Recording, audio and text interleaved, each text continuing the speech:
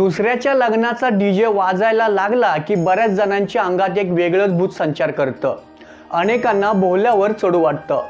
कानावर बँड बाजाचा आवाज आला की म्हाताऱ्याला देखील चळ सुटायला लागतो आणि पुन्हा एकदा मुंडावळ्या शोधायला सुरू करतोय। आपलं वय का याचंही भान उरत नाही। गेल्या काही दिवसांपासून असंच काहीसं पाहायला मिळतंय। लोकसभेची निवडणूक म्हणजे राजकारणी मंडळीचा एक लग्न सोहळाच असतो। कुणाला घटस्फोट मिळतो तर कुणाला सत्ता सुंदरी मिळते। अशा वातावरणात अनेकांना या लग्नाच्या भोवल्यावर चढण्याचा मोह होतो। यात कुणाचं हसं होतं तर कुणाची लॉटरी लागून जाते। मागच्या निवडणुकीत नाही का सोलापूरच्या एका महाराजाची लॉटरी लागली होती आणि हे खासदार महाराज कधी मतदारसंघात फिरले नाहीत हा भाग वेगळा, पण निवडणुका जवळ आली की अनेक हुंट बाहेर निघायला लागतात, मग ते वाळवंटातील असो किंवा मग सर्कसीतले असो। गेल्या काही महिन्यांपासून निवडणुकीचे वारे वाहायला लागले आहेत आणि या वाऱ्यात अनेक जण झेंडे फडकायला लागलेत। कुणाचा झेंडा फडकणार आणि कुणाचा फाटून जाणार हे लवकरच दिसणार आहेत, पण तोपर्यंत तरी या पताका पाहाव्या लागणार आहेत। गेल्या 10 वर्षाच्या काळात सोलापूरला खासदार असतो हेच लोक विसरून गेलेत। मोदी लाटेत शरद बनसोडे यांना लॉटरी लागली, पण आपण खासदार झालो याची जाणीवही त्यांना 5 वर्ष झालीच नाही। मोदीची आली लाट पण सोलापूर मतदारसंघात लागली वाट, असा अनुभव घेत असतानाच पुढची निवडणूक आली आणि भाजपच्या एका स्वामीला तिकीट दिलं। हे स्वामी निवडून आले पण खासदार म्हणून कधी त्यांची ओळख झालीच नाही। सोलापूरसाठी भाजपने अजून उमेदवारी जाहीर केली नसली तरी या स्वामींना आता तिकीट देण्याची आणखी एक चूक भाजप करणार नाही हे मात्र नक्की। एकूण परिस्थिती पाहता आणि निवडणुकीचे वारे वाहू लागताच मंगळवेढ्याचे लक्ष्मणराव ढोबळे यांना देखील दिल्लीचे डोहाळे लागले आहेत। त्यात सोलापूर लोकसभा मतदारसंघ हा राखीव, त्यामुळे खडा टाकून पाहायला काय हरकत आहे। कदाचित याच विचाराने ढोबळे पछाडले असावेत। आधी त्यांनी आपली मुलगी कोमल ढोबळे यांचा कुठे मेळ लागतोय का याचा अंदाज घेतलाय, पण कुठेच काही जमायचं दिसत नाही म्हटल्यावर पुन्हा कमलाबाई आठवली।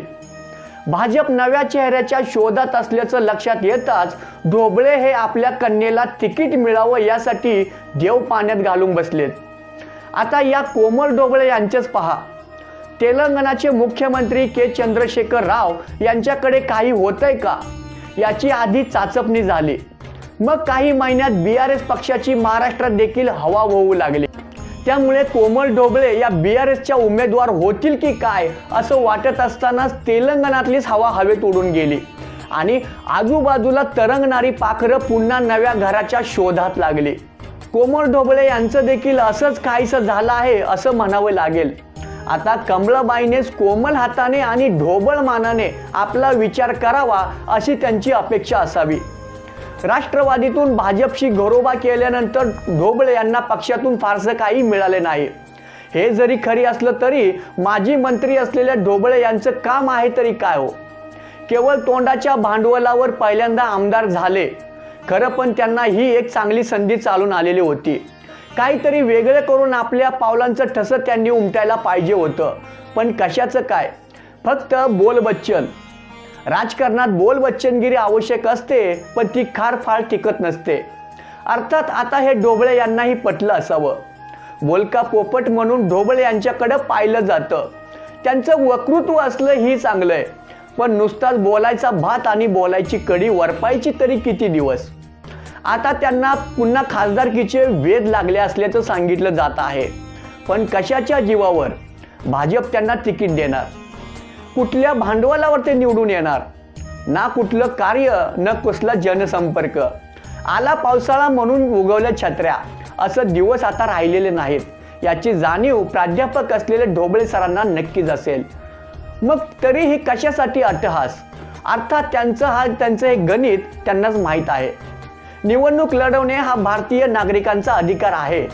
कुणीही निवडणूक लढवली तरी त्यावर आक्षेप घेण्याचं काहीच कारण नाही।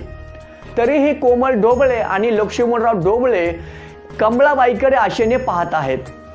सोलापूर लोकसभासाठी एकीकडे लक्ष्मणराव ढोबळे तर दुसरीकडे त्यांचीच कन्या कोमल ढोबळे म्हणजे बाप लेकीची मागणी होताना दिसून येत आहे।